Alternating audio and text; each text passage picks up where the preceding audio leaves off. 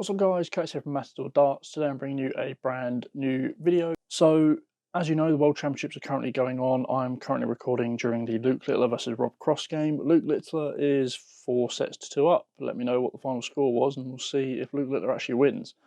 But there's lots of new people coming into the game. I've literally just been on Twitter and seen so many people say that this is my first time ever watching darts, and this sort of performance can really get people into darts. And yeah, people are going to be picking up the sport. So I thought I'd do a video on 3 things to avoid when starting to play darts. The first tip is going to be about the darts. So if I take an example here, I have 2 sets of darts here, as you can see. This one on the left is quite a fat dart, and this one on the right is actually the dart that I use, and it's quite thin, as you can see. But this dart is actually 7 grams lighter than this one. Now you're probably thinking, how is that the case? So with darts, you get them made out of different materials. Traditionally, darts are made out of tungsten, the ones that professionals use. They're generally range between sort of 80 to 95% tungsten. You can get higher, you can get lower. And this is a brass dart. Now, brass darts were used for a short period as sort of like the premium dart, I guess. If you don't know, darts used to be made out of wood. You used to have a metal band around the middle to give them some weight so they can actually, reach the board and stick in the board. And then they were made out of brass for a while when they were really big fat things, and then tungsten was made or used, and we got to these. But they still sell brass darts. So why is this the case? So generally companies will sell these as a entry level kind of dart, as something cheap for beginners. Generally a set of brass darts can cost you under a tenner. Will definitely cost you under £20. A tungsten set of darts can cost anywhere between 20 and like over £100. So as a beginner, you're probably going to be tempted to buy a brass set of darts just to, get into the sport, I suppose. And that's absolutely fine if you're just having a casual chuck. You just want to test darts out, you don't really want to commit fully into the sport. But for the price of this dart, which is £16, you can actually buy for maybe £4 more a tungsten set of darts. And if you don't enjoy darts, you can probably sell the darts on eBay again for a similar-ish price if you wanted to, or hand them to a mate for a tenner if they play darts or something. You're not going to lose out on as much money if you stop playing darts if you buy a cheap set of tungsten darts. So my first bit of advice is go over to my video, how to choose tungsten, or how to choose the best darts for beginners. I'll leave a link to that in the description and on the video card if I remember to do it. I never do it, but yeah, it'll definitely be in the first link in the description. How to buy the best darts for beginners. Always go for tungsten over brass, just because brass darts, cheap, generally aren't the right shape or weight compared to what you should really be throwing, and also they depreciate in value. So even if you don't like darts after you've tested them out, you can't really sell them on for a similar price. So buy a set of tungsten darts, get your money back, get used to what you could be throwing if you get into the sport.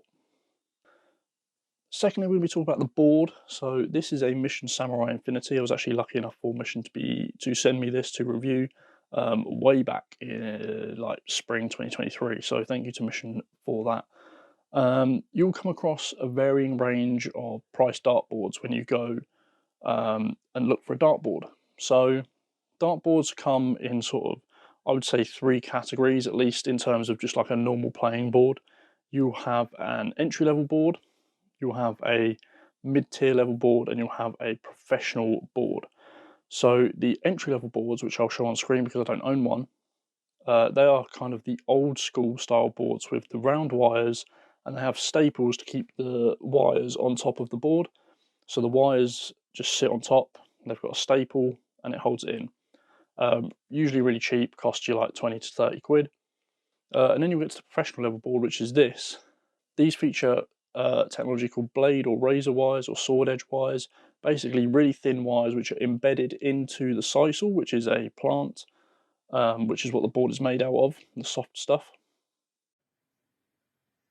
Also, as a quick note, I was just editing this video and realised I actually missed one of the key points. So the entry-level dartboards, talking of sisal, are made out of cheaper sisal, which wears out quicker, compared to the professional level boards, which are made out of better quality sisal, It's not just the wires which are the difference, but also, as I said, the soft bit, the size of which the board actually goes into. When you get a cheaper, entry-level board, these will wear out really quickly, so you're better off probably spending the extra, 20, 30 quid on a professional level board, and probably have it last, 2, 3, 4 times as long. It's just a better investment generally in terms of value for money over time. So I'd probably recommend, getting a professional level board for that reason mostly, which I completely forgot about. But yeah, that's the main reason for getting one of those boards. Back to the video. They are embedded into the boards. There's no staples. The wires are really, really thin. Now, the reason for that is if you get a dart that hits a wire, it's really unlikely that it's going to hit it directly and bounce back out. It is likely just to clip it and just go either side. Whereas with a big, fat, rounded wire, or even wires with staples, especially if you're aiming at the treble 20, and they generally have staples in the trebles, you're going to hit a wire, and because it's really big and has a big surface area, it's going to bounce and come back out. If you're just looking to, just get into the game, maybe you're playing once a week at home, just having a chuck for like a few hours or half an hour or whatever with some family members, then an entry-level board that costs 20 to 30 pounds is absolutely fine. If you're looking to get into the sport properly, I definitely recommend a professional level board. These range between 35 and sort of 75 pounds.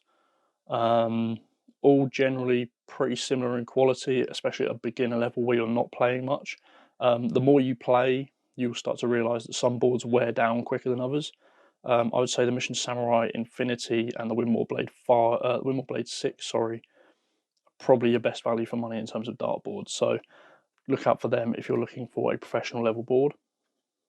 Finally, we're going to be talking about when you play darts. So if you watch darts on TV, which is likely where you're going to start out before you start playing, you'll see the averages on screen, which is what a player averages per visit. So Luke Littler at the moment's averaging 104. That means he scores 104 points with all 3 darts per visit, basically. When you first start playing, if you're going to be scoring, playing against a computer, or whatever, playing against a friend on an online scoring app, it will show your average, and you'll probably average something like 30 or 40. And you probably think, how do I get my average up? So your average is just an indicator of how well you're playing. But at the very beginner level, when you're averaging 30 to 40, I would focus more on your grouping, how tightly you can get your darts together. So try and get all 3 darts in the same place. And then I would try and focus on targets. So when I first started playing, I averaged about 45. And that's because I was hitting, here, I was hitting 18s and 12s. Then I got slightly better, but I started averaging less. I was averaging about 40, but that's because I was hitting less 18s and 12s and more 5s and 1s. But I was actually in a tighter area to the 20. So technically I was playing better, but averaging less. So don't really focus on your average. So that's your tip for that one. Also, your doubles, your average is going to go down the more you hit doubles. Your average is basically worked out on how many darts it takes you to finish a leg. So focus on your doubles. Really, really focus on your doubles. That will help you improve your average. And also, it's probably the one place where I see people go really, really wrong, especially as a beginner, because you can fluke a couple of good scores here and there, but then when you get down to a double and you're aiming for one specific target, so you end up on double 2, you could be throwing, all over the place and busting your score. That's going to take your average down. So really focus on working on your doubles. Play games like around the board doubles. It really does help you out. So yeah, that's it for this video. My 3 tips for beginners are: buy tungsten darts, even if it's a cheap set, 20 quid, 90% tungsten, 80% tungsten. You're going to get better value for money in terms of resale if you don't like playing darts, or if you look to develop and improve in darts, you're going to be closer to the set of darts that you're going to buy next. Look to invest in a professional level board if you're going to be playing quite a bit. And then also, don't really focus on your average, focus on where your darts are going, at least until you get to a pretty decent standard and you're sort of consistently averaging the same thing and you notice an improvement within your game. And yeah, that's it for this video. I hope you've enjoyed. Hopefully it's been helpful. If you're new to the channel, don't forget to click subscribe. I make darts videos as often as I can, trying to help people improve their game. Leave a like on the video if it's helped you out. it will show this video to people who aren't subscribed to my channel. And you guys, that's it for now. Thank you for watching. I'll see you next time. Bye.